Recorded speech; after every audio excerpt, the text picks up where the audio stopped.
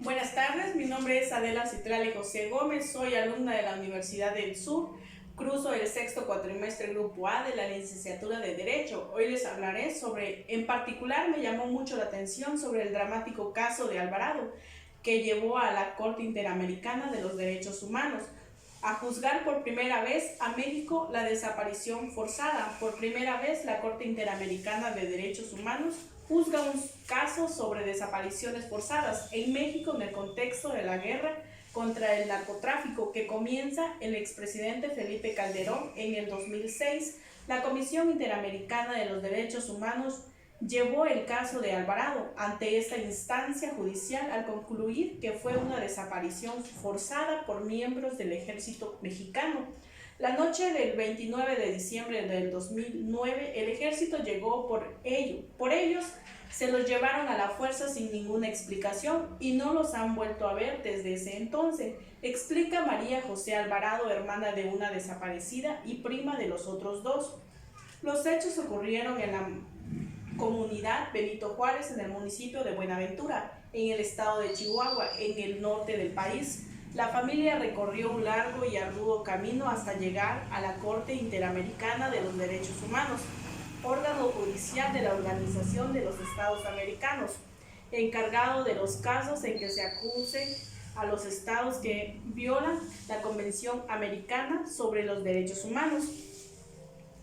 Problema que no se puede ignorar. Este caso es muy importante porque da voz a más de 34,000 familias que han sufrido la desaparición de un ser querido en México y que no han tenido respuesta. Por su parte, el gobierno mexicano reconoce ante la Corte Interamericana que los derechos humanos, que las desapariciones forzadas y las violaciones son un problema que México no puede ignorar. Según su representante ante esta instancia, Alejandro Alday, consultor jurídico de la Secretaría de Relaciones Exteriores, sin embargo, Alday dice que en el caso de Alvarado no está confirmado que los responsables hayan sido agentes del Estado.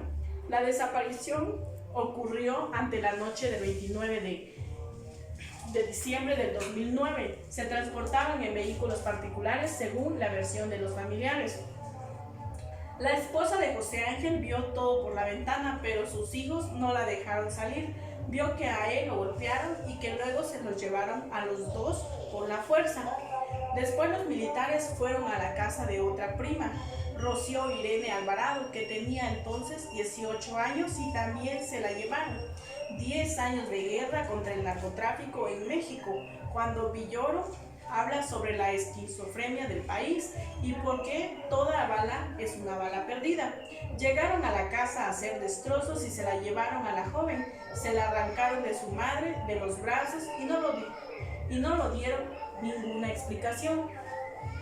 La familia dice que dieron varias denuncias, asegurando que al principio al menos 5 de las 12 instancias locales y estatales a las que acudieron les dijeron que estaban detenidos en el batallón 35 de infantería, pero que con el tiempo las autoridades lo negaron.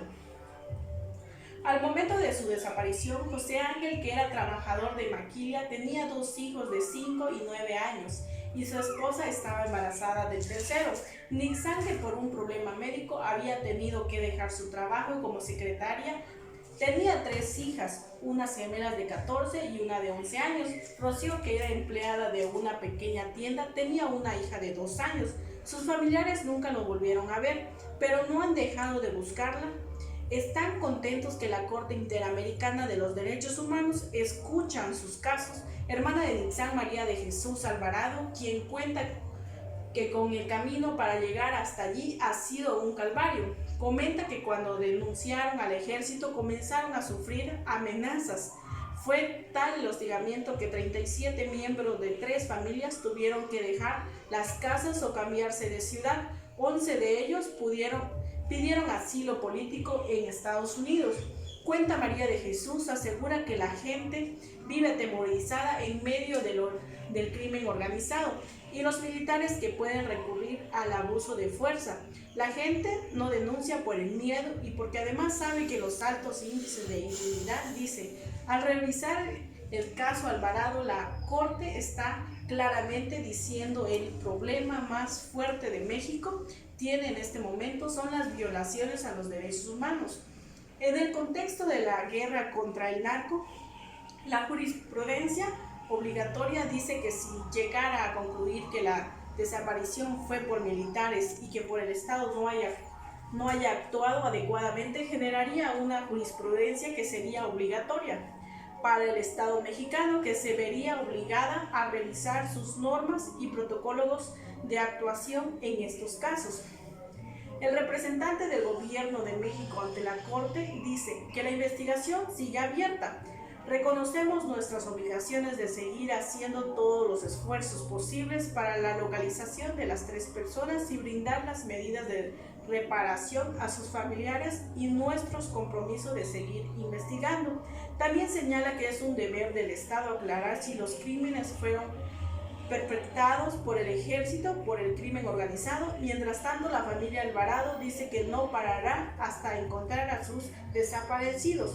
Somos una familia de clase baja, no ha costado muchos años esfuerzo, pero hemos llegado hasta aquí. Queremos saber de nuestros familiares, dice María de Jesús Alvarado.